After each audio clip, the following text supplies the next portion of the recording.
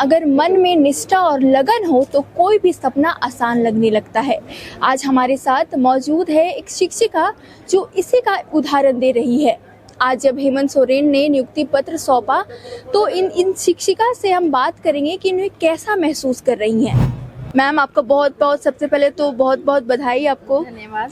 आप कैसा महसूस कर रहे मुझे बहुत गर्व महसूस हो रहा है कि मुझे श्री हेमंत सोरेन के द्वारा नियुक्ति पत्र प्रदान किया गया और मैं बहुत ही खुश हूँ। हैं? तो आपका ये संघर्ष इतना लंबा संघर्ष कैसा आपने तय किया यहाँ तक का?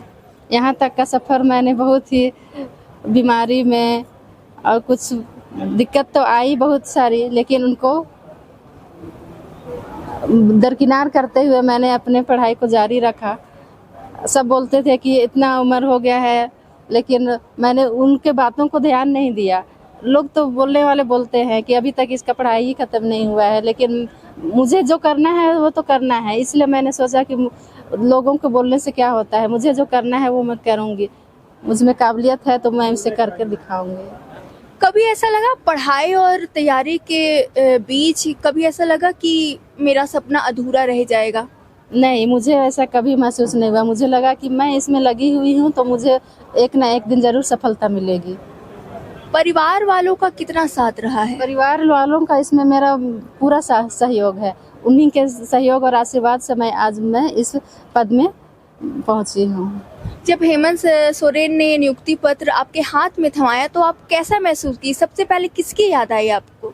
मुझे सबसे पहले मेरी सासू माँ और मेरे पति का बहुत याद आया कि उनके सहयोग और आशीर्वाद के बिना मैं कुछ नहीं कर पाती। उन्होंने मुझे कभी भी इस ये के चलते कभी ये नहीं किया। उन्होंने मेरा पूरा सहयोग दिया और उन्होंने कहा कि तुम कर सकती हो, तुम्हें आगे करना चाहिए, तुमको इस प्रकार से करना चाहिए। उन्होंने हमेशा मुझे सहयोग और सपोर्ट किया है।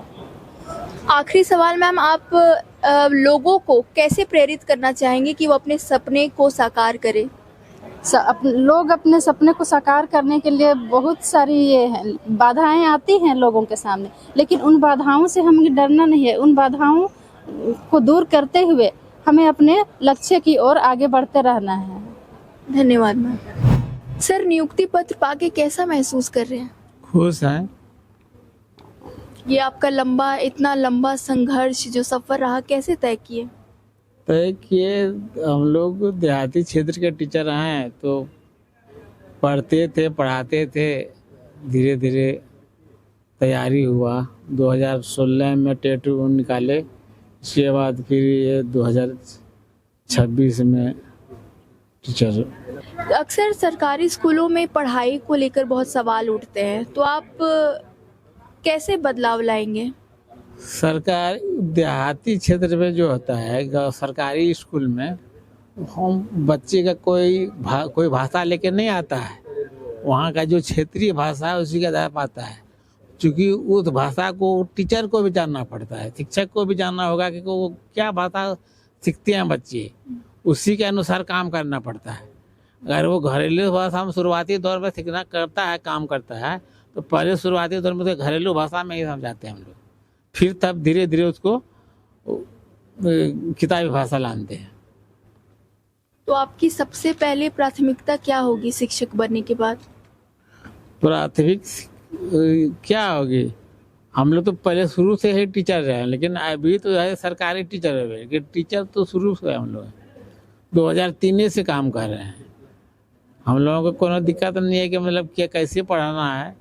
पढ़ाई का समझिए कि कहा जाए तो पढ़ाई का उम्र लगभग ख़त्म होने लगा और तब हुआ सरकारी। अभी तो आपके मन में सवाल नहीं आया कि इतने सालों के बाद आपको सरकारी नियुक्ति पत्र मिल रही है? कोई सवाल नहीं हुआ। हम सोचते हैं कि अपने अनुसार जैसे जो मेहनत की उसके अनुसार हमको मिला। जी धन्यवाद। तो आपने देखा कि हमने जब सुमन टोपो से बात की, उनके संघर्षों के बारे में जानने की कोशिश की, तो हमें ये पता चला कि कैसे अपने संघर्ष को, अपने सपनों को कभी भी सेक्रीफाइस नहीं किया। उन्होंने अपने पति, अपनी सासू माँ को धन्यवाद दिया है इस तैयारी और पढ़ाई के बीच को लेकर। तो ऐसे ही बहुत सारे तमाम शिक्षक हैं, शिक्षिका हैं जो अपने सपनों के लिए बहुत कुछ करती है, जी तोड़ मेहनत करती है ताकि उनके सपनों पे उड़ान भर सके। धन्यवाद। मेरा नाम है रश्मि और कैमरे के पीछे आयुष। बहुत बहुत शुक्रिया।